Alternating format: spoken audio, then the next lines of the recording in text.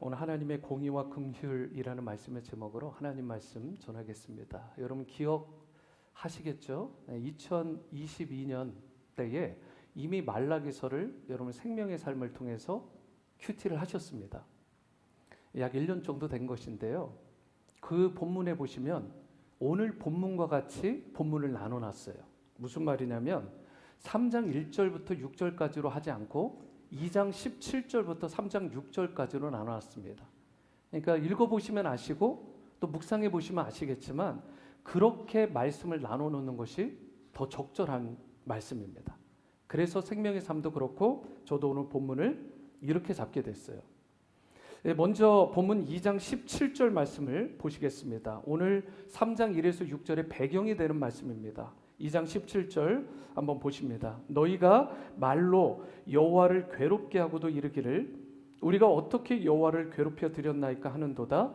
이는 너희가 말하기를 모든 악을 행하는 자는 여호와의 눈에 좋게 보이며 그에게 기쁨이 된다 하며 또 말하기를 정의의 하나님이 어디 계시냐 함이니라. 여기 보시면 이스라엘 백성이 말로 여호와 하나님을 괴롭게 한다라는 표현이 나와 있습니다. 메시지 성경에 보면 재미있는 것은 이렇게 번역을 해놨어요. 너희가 하는 말은 하나같이 하나님을 괴롭힌다. 하는 말마다 유다 백성이 이스라엘 백성이 하는 말마다 하나님을 괴롭히는 말이었다라고 이야기를 하고 있어요. 새 번역에서도 이 번역을 이렇게 했습니다. 너희가 말로 여호와를 지치게 했다. 하는 말마다 하나님을 지치게 만들었어요. 그들이 하는 말 한마디, 그들이 하는 어떤 멘트 하나하나가 하나님을 괴롭게 하고 지치게 하고 아프게 한 것이에요. 그런데요, 이쯤 되면 이 지적을 받은 이스라엘 백성이 어떻게 해야 될까요? 하나님, 우리가 잘못했습니다. 우리의 죄를 뉘우치고 회개합니다. 이렇게 나와야 정상 아니겠어요? 근데 하나님께서 이렇게 지적을 했을 때 도리어 이스라엘 백성이 이렇게 대꾸를 했다라는 거예요. 우리가 어떻게 여호와를 괴롭게 했습니까? 언제 우리가 여호와를 지치게 했습니까? 이렇게 오히려 따져 묻는 거예요. 전혀 모르겠다는 거예요. 그런 적 없다라는 거예요.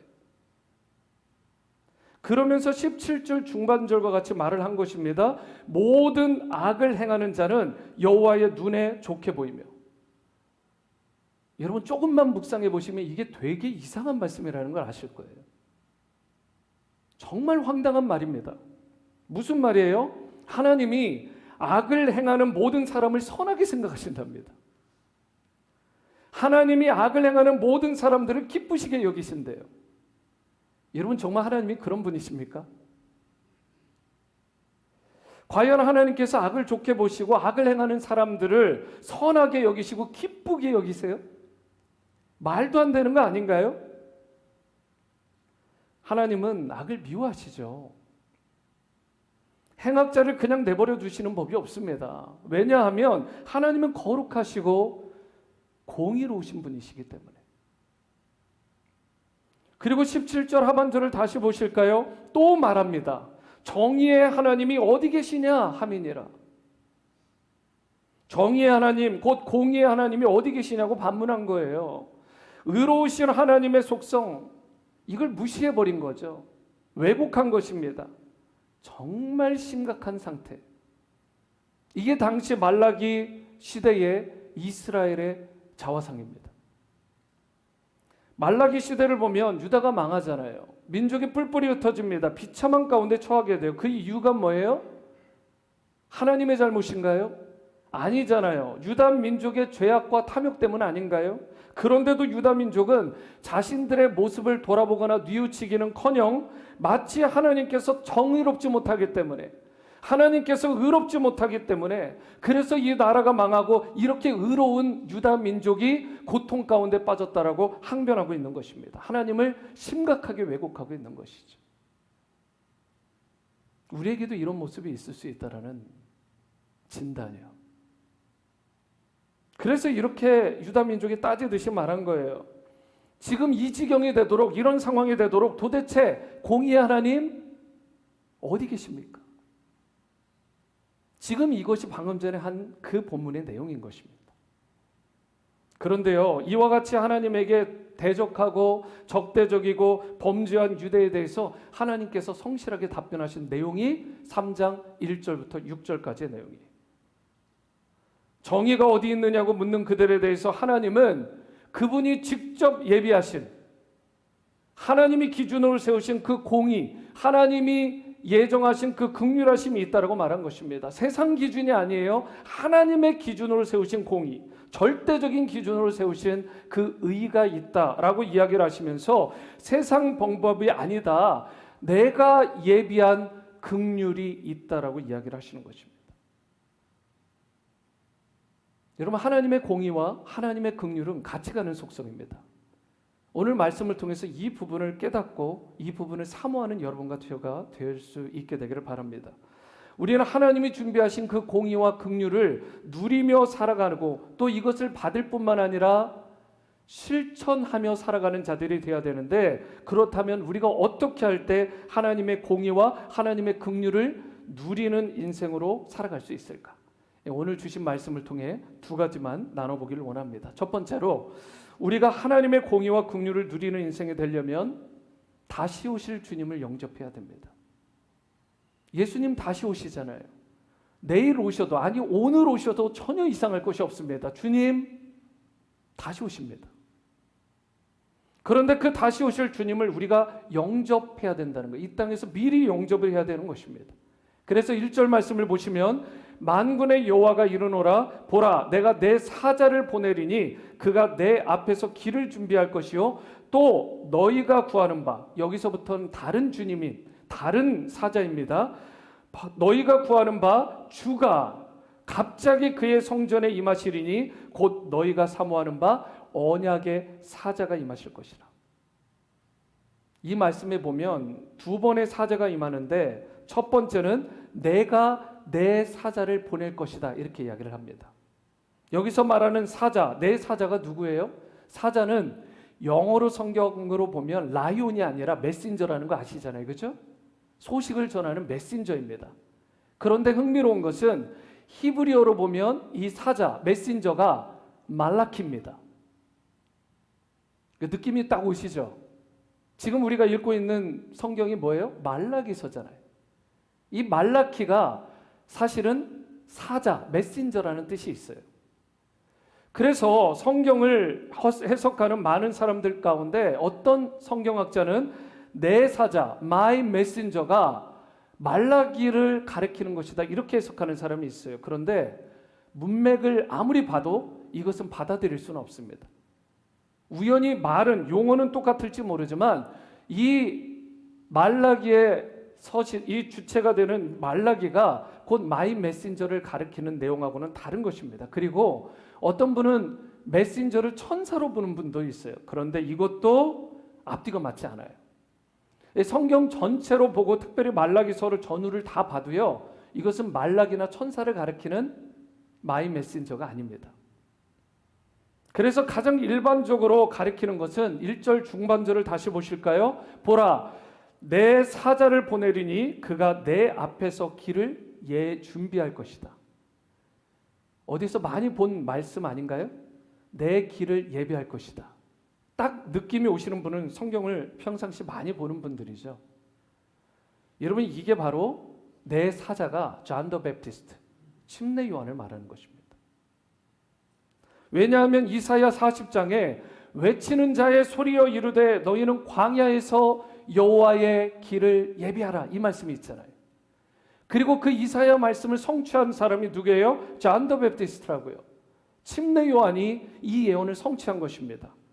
어떻게 해요? 마태복음 3장 3절인데요. 이 말씀을 합독하시겠습니다. 시작. 그는 선지자 이사야를 통하여 말씀하신 자라. 일러스되 광야에 외치는 자의 소리가 있어 이르되 너희는 주의 길을 준비하라. 그가 오실 길을 곧게 하라 하였느니라. 이와 같이 메시아 곧 예수 그리스도께서 이 땅에 오시기 전에 주님 오실 길을 준비하고 그 다시 오실 길을 곧게 하는 자가 누구였어요? 존 더 베프티스트라고요. 그는 회개를 촉구했고요. 정결할 것을 강조했습니다. 그러면서 예수님의 오실 길을 예비한 광야의 소리와 같이 지낸 자예요. 침례 요한이 주인공이 아니었습니다. 주인공은 그 후에 오실, 다시 오실 예수 그리스도셨던 것입니다. 그렇기 때문에 본문 1절에서 내 사자를 보낸다라는 것의 의미는 존 더 베프티스트, 침례 요한을 의미하는 것인데 1절 하반절을 다시 보실까요? 또 너희가 구하는 바 주가 갑자기 그의 성전에 임하시리니 곧 너희가 사모하는 바 언약의 사자가 임하실 것이다.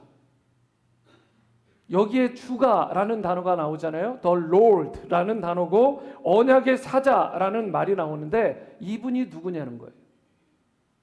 앞서서 길을 예비하는 내가 보낸 사자는 침례 요한이라면 바로 이 주님, 그리고 언약의 사자는 누구시냐? 히브리서 12장 24절 상반절 보십니다. 새 언약의 중보자이신 예수.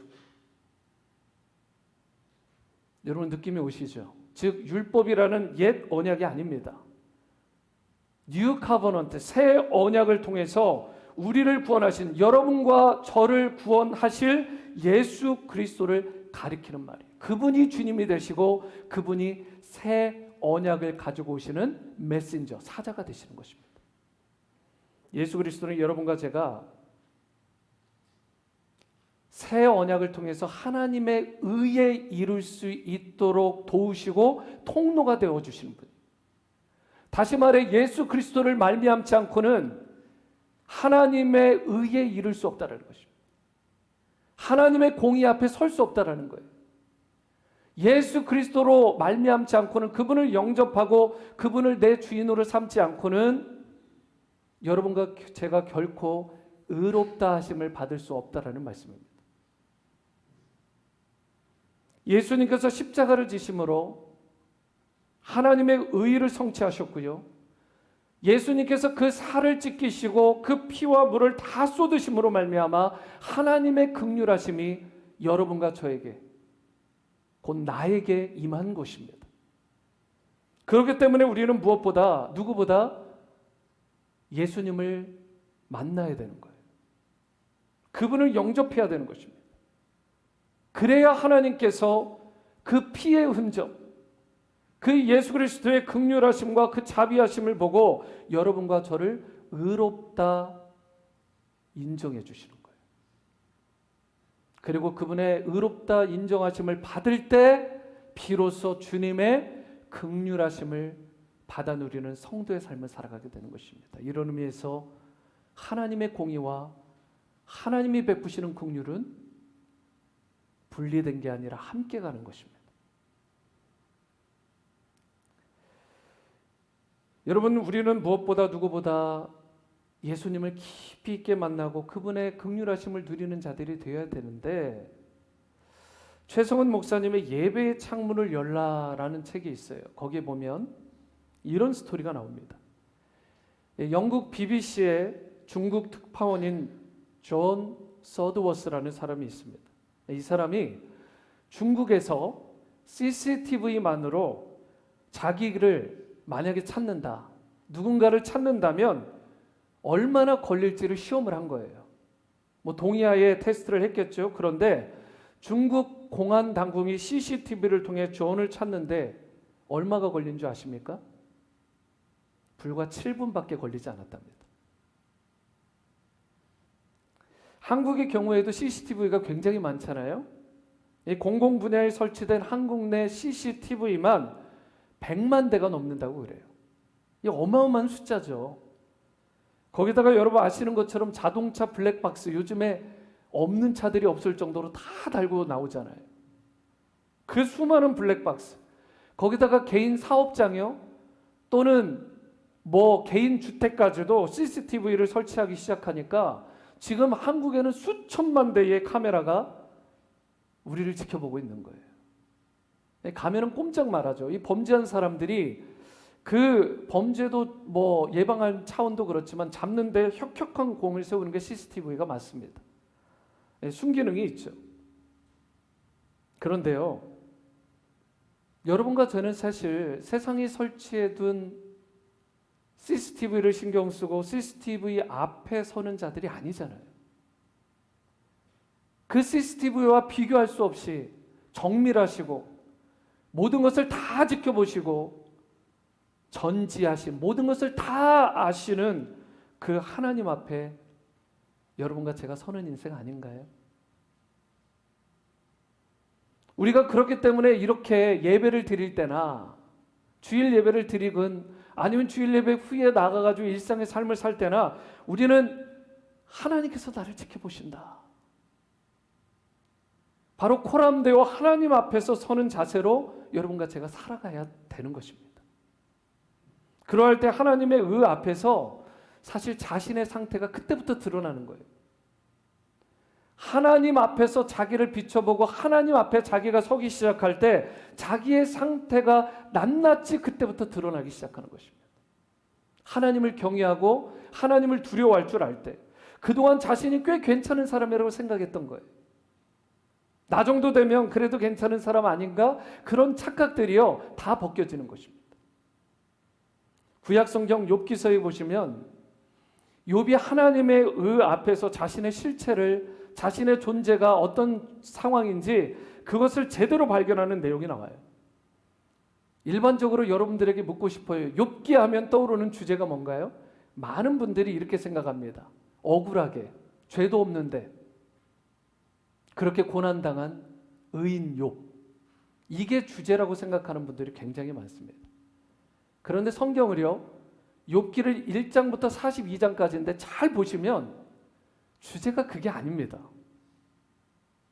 사실 의로운 욥에 대해서는 욥기 1장과 2장 2장에서밖에 안 나오고요 3장부터 42장까지 무려 40장에 해당하는 분량은 욥이 이렇게 말하는 거예요.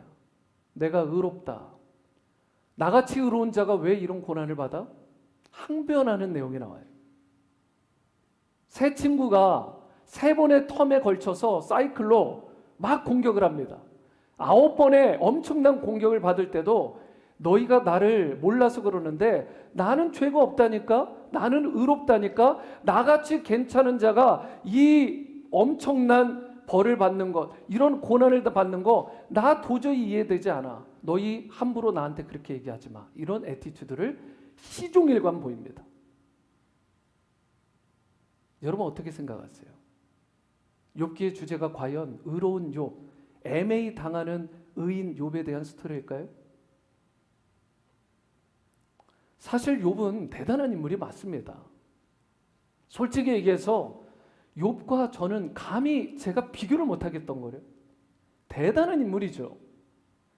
하여튼 인간 세상에서 인간이 도달할 수 있는 최고의 의로움에 도달한 인물로 뽑으라면 어쩌면 욥을 뽑아도 무방할 정도로 대단한 의인입니다. 그래서 욥기 1장 1절에 이렇게 평가한 거예요. 우스 땅에 욥이라 불리는 사람이 있었는데 그 사람은 온전하고 정직하여 하나님을 경외하며 악에서 떠난 자다. 최고의 칭찬 아닌가요? 그만큼 욥은요 의롭고 훌륭한 사람이었습니다. 틀림없어요. 하지만 그러한 욥임에도 불구하고요 인간의 의라는 것은 한계가 있다고요. 고난 중에 욥이 자신의 의로움을 자신하고 자신의 의로움을 변호하고 또 변호해요. 끝까지 자신의 의의 옷을 벗지 못한 것입니다. 그러자 마지막 순간 하나님이 나섭니다. 수많은 이야기를 하시지만 그 중에 폭풍우 가운데 대표적으로 욥에게 이런 말씀을 하세요. 무지한 말로 나 여호와 하나님의 뜻을 어둡게 하는 자가 누구냐? 내가 땅에 기초를 놓을 때 욥 너는 어디 있었느냐? 네가 그렇게 많이 알면 한번 말해봐라. 그렇게 38장 39장에서 욥에게 말씀하신 하나님께서 또 다른 이야기도 하시지만 욥기 40장 2절에서 이렇게 말씀을 하십니다. 세 번역인데요 함께 한번 화면을 보고 읽어봅니다. 시작. 전능한 하나님과 다투는 욥아, 내가 나를 꾸짖을 셈이냐? 내가 나를 비난하니 어디 나에게 대답해 보아라. 사랑하는 여러분, 하나님 앞에서 자신의 의의를 자랑할 수 있는 사람은 단 한 사람도 없습니다. 심지어 욥도요, 안 돼요. 여러분이 잘 아시는 아브라함은요, 모세는요, 다윗은요, 신약으로 넘어와서 바울과 같은 사도는요, 여러분 안 되는 것입니다. 그래서 욥조차 철저히 마지막 순간이 될 때쯤 이런 고백을 했어요. 욥기 40장 4절 말씀. 보소서 나는 비쳐나오니 무엇이라 주께 대답하리이까. 손으로 내 입을 가릴 뿐이로소이다. 이제는 더 이상 아무 말 하지 않겠습니다. 입술로 죄짓지 않겠습니다. 하나님께 항변하지 않겠습니다. 저의 의로움을 철저히 회개하고 내려놓겠습니다. 하나님만이 공의로우신 분입니다. 여러분, 이것이 신자의 삶이고 신자의 애티튜드입니다. 여러분과 제 가운데 아직도 내가 의로운 척, 내가 괜찮은 척, 나 같은 사람이 아니라면 누가 그런 축복을, 그런 은혜를 누릴 수 있겠어? 라고 자신하는 모습, 욥처럼 다 깨어지고 부서지는 이 시간이 될 수 있게 되기를 축복합니다. 깨어져야 그때부터 역사가 일어나고 회복이 일어나는 것입니다. 여러분, 오직 하나님만이 의로우시다고요. 하나님만이. 그리고 그러한 하나님의 의는 십자가의 예수님을 통해 여러분과 저에게 임하는 것입니다. 우리가 의로워서가 아니라 그 십자가의 의로우심 때문에 우리가 의로움을 받게 되는 거예요. 그리고 의로우신 하나님 앞에 서게 되는 것입니다. 그러므로 이 시간 무엇보다 예수 그리스도의 십자가를 통한 의의를 받아들이시는, 영접하는 여러분들이 될 수 있게 되기를 바랍니다. 그리하여 주님의 공의와 주님의 긍휼하심을 받아 누리시고 주님의 기쁨, 주님의 영광이 되는 여러분과 저의 삶이 될 수 있게 되기를 주님의 이름으로 축원합니다. 두 번째이자 마지막으로 하나님의 공의와 긍휼을 누리는 인생이 되길 원한다면 우리가 정결한 영으로 회복되어야 된다고 말합니다. 정결한 영으로 회복되어야 한다. 우리의 심령을 정결하고 깨끗하게 함으로써 하나님의 공의와 긍휼하심을 누릴 수 있게 되는데, 본문 2절 말씀 보실까요? 그가 임하시는 날을 누가 능히 당하며 그가 나타나는 때에 누가 능히 서리요. 그 다음, 그는 금을 연단하는 자의 불과 표백하는 자의 잿물과 같을 것이라. 여기에 보시면 예수님께서 이 땅에 오셨을 때 하시게 되는 정결의 사역이 잘 나타나 있어요. 어떻게 우리를 정결하게 만드신다고 하셨어요? 그라는 단어가 보이나요? 그분이 누구예요? 곧 예수 그리스도께서, 우리 주 예수님께서 금을 연단하는 용광로의 불과 같이 여러분과 저에게 임하시고 또한 표백하는 잿물과 같이 역사하실 거라고 말씀합니다. 주님만이, 그분만이 우리를 정결하게 깨끗하게 만들 수 있는 분이세요. 용광로가 뭐 하는 거예요? 잘 아시는 것처럼 금이나 은이라는 게 처음부터 순수하지 않잖아요. 각종 불순물들이 다 끼어 있습니다. 그런데 뜨거운 용광로에 들어가게 되면 금은, 은은 사라지지 않아요. 다만 불순물들은 그 과정 가운데 다 사라지고 없어지고 제거되는 것입니다. 용광로의 불이 그 역할을 하는 것입니다. 그리고 잿물은 뭐 하는 것입니까? 모든 때와 과거에는 모든 얼룩들을 제거하는 용도로 잿물이 사용된 거예요. 그런데요, 우리 예수님께서 용광로처럼 여러분과 저에게 임하신답니다. 우리 안에 있는 각종 불순물들을 제거해 주시겠다는 거예요. 또한 잿물처럼 그 죄와 허물로 얼룩진 우리의 인생들, 우리의 심령, 우리의 영혼을 모두 깨끗하게 만들어 주시고 흰 눈보다 더 희게 만들어 주신다라고 오늘 성경은 분명하게 말씀하고 있습니다. 이사야 1장 18절 말씀을 보시겠습니다. 여호와께서 말씀하시되 오라 우리가 서로 변론하자. 그 다음이요 너희의 죄가 주홍 같을지라도 눈과 같이 희어질 것이요 진홍같이 붉을지라도 양털같이 희게 되리라. 이처럼 주홍 같고 진홍빛처럼 붉은 죄도 눈같이 양털같이 희게 정결하게 하여 주시는 우리 주님, 우리 예수님. 그러므로 여러분과 저 우리 가운데 혹 죄가 있다면 그 죄를 끌어안지 마시고 그 죄를 담아두지 마시고 예수 그리스도의 십자가 앞으로 그분의 보혈이 흐르는 그 은혜의 현장으로 나아가는 여러분과 제가 될 수 있게 되기를 바랍니다. 그러할 때 십자가의 보혈의 능력으로 정한 영, 깨끗한 영으로 여러분과 제가 회복되게 되고 주님께서 원하시는 참된 예배자로 참된 주님의 자녀의 백성으로 주 앞에 서게 되는 것입니다.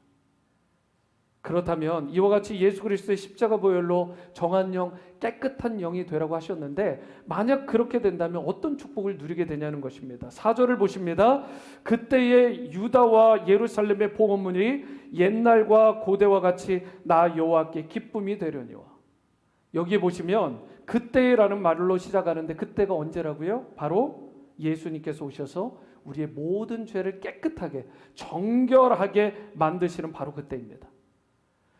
우리가 나의 현재 모습 자체로는 하나님의 기쁨이 될 수 없어요. 그런데 예수님 덕분에 우리의 속 심령, 우리의 속 영혼이 깨끗하게 되고 변화되어서 우리가 드리는 봉헌물, 이게 뭔가요? 우리가 드리는 봉사, 우리가 드리는 물질, 우리가 드리는 시간, 우리가 드리는 심지어 오늘 이 주일 예배 같은 예배도 예수 그리스도로 말미암지 않고 우리 마음대로 드리게 되면 주님이 받지 않으신다라는 거예요. 하지만 예수 그리스도 우리의 용광로가 되시고 잿물이 되어주셔서 우리의 죄를 맑게 씻어주시는 그 보혈을 의지하여 나가는 심령마다 이제 그가 드리는 기도도 받으시고 그가 드리는 몸의 섬김도 헌신도 기뻐 받으시고 그가 드리는 봉헌물, 제물도 받으시고 그가 드리는 예배도 비로소 기뻐 흠양해 주신다는 말씀입니다. 주님과 연결되지 않으면 아무 상관이 없게 되면 우리가 드리는 모든 10년을 드리든 50년을 드리든 80년, 90년을 드리든 그게 아무것도 아닌 것입니다. 하지만 주님께서 주시는 그 보혈의 은혜와 능력에 힘입어 주의 긍휼을 힘입어 나아가는 자마다 주님께서 그 인생을 제물로 그 자체를 제물로 기뻐 받아 주신다는 사실. 전 여러분과 제가 헛된 시간을 쓰지 않았으면 좋겠습니다. 그리고 헛수고를 하지 않았으면 좋겠어요. 예수 그리스도께서 베풀어 주시는 그 정결한 영을 힘입어서 받아서 이제는 여러분과 제가 드리는 모든 예배와 모든 말 한마디, 모든 섬김 하나가, 생각 하나하나가 주님이 기뻐 받으시는 산 제물이 될 수 있게 되기를 주님의 이름으로 축원합니다. 그런데 반면에 예수님을 거부하고 자기 마음대로 죄 가운데 살면 어떻게 돼요? 어떤 보응이 임하나요? 5절 말씀이요. 내가 심판하러 너희에게 임할 것이라 점치는 자에게와 간음하는 자에게와 거짓 맹세하는 자에게와 품꾼의 삭슬에 대하여 억울하게 하며 과부와 고아를 압제하며 나그네를 억울하게 하며 나를 경외하지 아니하는 자들에게 속히 증언하리라 만군의 여호와가 말하였느니라.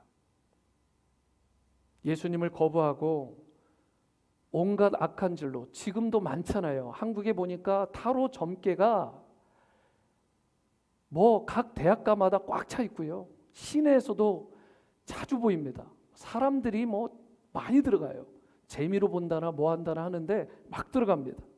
그런데 성경은 뭐라고 해요? 점치는 자 심판하겠다. 간음하는 자, 거짓 맹세하는 자, 품꾼의 삭슬 착취하고 과부와 고아를 압제하고 나그네를 억울하게 하고 하나님을 경외하지 않는 자. 성경에서 분명하게 말씀하십니다. 하나님께서 심판하실 것이다. 우리는 이 세상을 살아가면서 이런 질문 그리고 이런 마음 아픈 궁금증이 있어요. 왜 이렇게 악한 자들이 더 잘 사는 것처럼 보이냐는 거예요. 의인들은 고통을 받는데 악인들은 왜 승승장구하는 것처럼 살아가느냐는 것입니다. 그래서 낙심될 때가 많죠, 솔직히. 그래서 하나님께 이렇게 반문하기도 하는 거 아닙니까? 이 이스라엘 백성처럼 어찌하여 악인들이 득세하는데 저들을 당장 치시지 않느냐고. 사랑하는 여러분, 결코 잊지 마십시오. 공의의 하나님은요, 때가 되면 성경이 분명히 말씀합니다. 반드시 악인들을 하나님이 심판하십니다. 하나님의 때에 하나님의 방법으로. 그렇기 때문에 염려할 필요가 없어요. 그 영역은 나의 영역, 우리의 영역이 아닙니다. 그건 하나님의 주권에 속한 영역이에요. 하지만 반드시 하나님이 심판하십니다. 그런데 문제가 뭔가 제가 묵상을 해봤어요. 하나님께서 하나님의 방법으로 하나님의 때에 심판하시는 거, 저들에 대한 심판은 그렇다 치는데 곰곰이 묵상해봤어요. 뭐가 문제지? 지금 유다 백성, 이스라엘 백성의 문제가 뭐고 우리의 문제가 뭘까? 여러분, 이런 거 아닐까요? 혹시?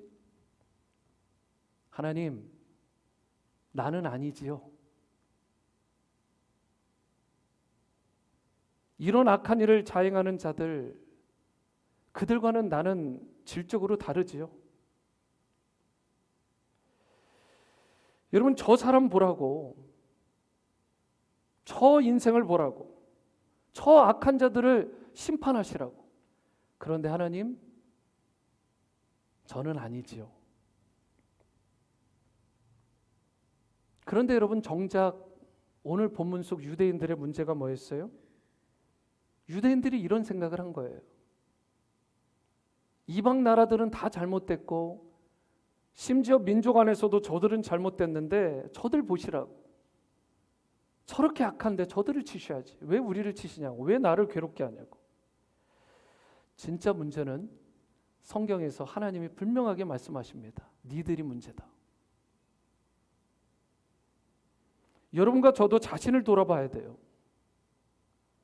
남에게 초점을 맞출 것이 아니라 코람되어 하나님을 바라보되 그분 앞에서 자신을 비춰봐야 되는 것입니다.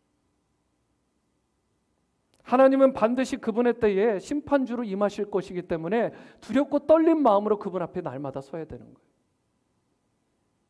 그렇기 때문에 하나님의 공의도 구해야 되겠지만 하나님의 그 공의로우심도 우리가 물론 구해야 되겠지만 우리는 그분의 긍휼하심 없이는 살 수가 없습니다. 한 인생도 그분의 긍휼하심 없이는 살아갈 존재가 없는 것입니다. 고린도후서 5장 10절 말씀인데요. 이 말씀 다 함께 읽겠습니다. 시작. 이는 우리가 다 반드시 그리스도의 심판대 앞에 나타나게 되어 각각 선악간에 그 몸으로 행한 것을 따라 받으려 함이라. 이건 뭐라고 되어 있나요? 우리의 모든 행위들을,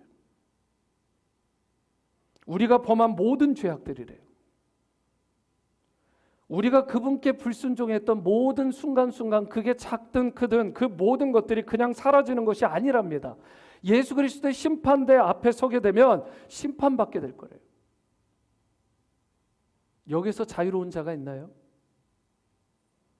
이런 말씀 앞에서도 자신의 의로움을 주장할 수 있는 자가 있나요? 여러분, 이 정도의 말씀이기 때문에 과연 누가 그분의 공의 앞에 바로 설 수 있겠냐는 거예요. 어느 누가 그분의 심판을 견뎌내겠냐는 것입니다. 그렇기 때문에 여러분과 제가 정신을 바짝 차리고 자신의 의와 노력 이런 따위는 다 내려놓고 주님의 긍휼, 그분의 자비를 구하는 여러분과 제가 되어야 되는 것입니다. 예수 그리스도의 십자가 은혜의 보좌 앞으로 우리가 나아가야 될 이유가 여기에 있는 것입니다. 그러할 때 우리의 행위대로 우리가 보응을 당하거나 받는 것이 아니라 주님께서 긍휼과 자비와 용서로 우리를 품어주시고 사랑으로 우리를 대해주시고 구원해 주시는 것입니다. 그래서 여러분과 저는 하나님의 공의 이것도 따져야 되고 이것도 구해야 되겠지만 사실은 그 공의보다 죄인된 우리에게 더 필요한 것은 하나님의 긍휼하심입니다. 그래서 6절을 보시면 나 여호와는 변하지 아니하나니 그러므로 야곱의 자손들아 너희가 소멸되지 아니하느니라. 우리 모두에게 은혜와 소망이 되는 말씀 아닌가요? 여기서 야곱의 자손들은 이스라엘 전체를 가리키는 말이 아닙니다. 이러면 언페어한 말이 되는 거예요. 이스라엘 백성으로 태어났다는 것 때문에 그 지역에서 태어났다는 것 때문에 자동적으로 그들이 소멸되지 않고 구원받는다? 아닙니다. 그건 성경을 왜곡하는 거예요. 여기서 말하는 야곱의 자손들은 영적 후손을 말하는 것입니다. 육체적 후손이 아니에요. 그래서 이스라엘 백성 가운데 하나님을 잘 믿고 하나님을 경외하고 그래서 구원받은 자들, 영어로 보면 더 렘넌트, 곧 남은 자들을 말하는 거예요. 여러분과 제가 예수 그리스도의 보배로운 피로 정결함을 입고 정한 영, 깨끗한 영으로 서야 되는 이유가 여기에 있는 것입니다. 그리하여 6절 말씀과 같이요. 한번 하나님께서 약속하신 구원의 약속은 결코 변개치 않으시는, 변하는 법이 없으시는 그 신실하신 하나님의 사랑과 은혜를 여러분과 제가 누릴 수 있게 되기를 바랍니다. 그분의 긍휼하심을 구해야 되는 이유. 찬송가 272장은 정말 주옥 같은 찬양이죠. 여러분 가사를 한번 오늘 돌아가셔서도 1, 2, 3, 4장을 깊이 있게 한번 묵상하시면서 불러보시면 좋겠어요. 1절 가사가 이렇게 되어 있습니다. 고통의 멍에 벗으려고 예수께로 나갑니다. 자유와 기쁨 베푸시는 주께로 갑니다. 그리고 이어지는 가사요. 병든 내 몸이 튼튼하고 빈궁한 삶이 부해지며 그 다음 죄악을 벗어버리려고 주께로 갑니다. 주께로 갑니다. 주님께로 가지 않으면 소망이 없습니다. 오직 주님께로 갈 때 주님께서 여러분과 저를 공의롭다, 의롭다 칭해 주시고 그로 말미암아 주님의 긍휼하심을 맛보고 누리는 자들로 살아가게 됨을 믿으시기 바랍니다. 오늘 예수님께로 여러분이 나가기만 하면 오늘 말씀의 내용과 같이 오늘 찬양의 가사와 같이 아무리 무겁고 추한 죄의 멍에도 고통의 멍에도 다 벗겨지게 되는 은혜를 누리는 것입니다. 그때 참된 자유와 기쁨이 넘치게 되고 슬프던 마음은 위로를 받게 되고 이 땅 가운데 폭풍우가 몰아치는 한이 있더라도 그 가운데 한없이 잔잔하고 한없이 평안한 삶을 여러분과 제가 누리게 되는 것입니다. 혹 여러분 가운데 육신의 질병으로 마음의 눌림으로 영적인 쇠퇴함으로 고통 가운데 계신 분이 있지는 않으십니까? 영과 혼과 육을 강건케 하시고 그 모든 질병을 치유해 주시고 그리고 더욱더 새롭게 하시는, 회복케 하시는 그 주님께로 날마다 매 순간 가까이 나가는 여러분과 제가 될 수 있게 되기를 바랍니다. 혹 힘이 없으시고 자꾸 낙심한 분들, 주님께로 나가면 담대함을 얻게 되고 새 힘과 새 능력을 얻게 되고 진정한 회복과 위로를 누리게 되는 것입니다. 오늘 이 시간 하나님의 그 이해할 수도 없고 헤아릴 수도 없는 그 크신 공의와 그 긍휼을 구하시는 여러분과 제가 되어서 하나님이 베푸시는 의와 긍휼, 용서와 화평, 그리고 치유와 회복과 능력을 일평생 받아 누리시고 나아가 여러분뿐만이 아니라 여러분을 통해 여러분의 배우자, 자녀, 그래서 여러분들의 가정과 우리 공동체와 또 이 지역사회가 주님의 공의와 주님의 긍휼을 맛보아하는 놀라운 세대로 세움받고 쓰임받게 되기를 주님의 이름으로 축원합니다.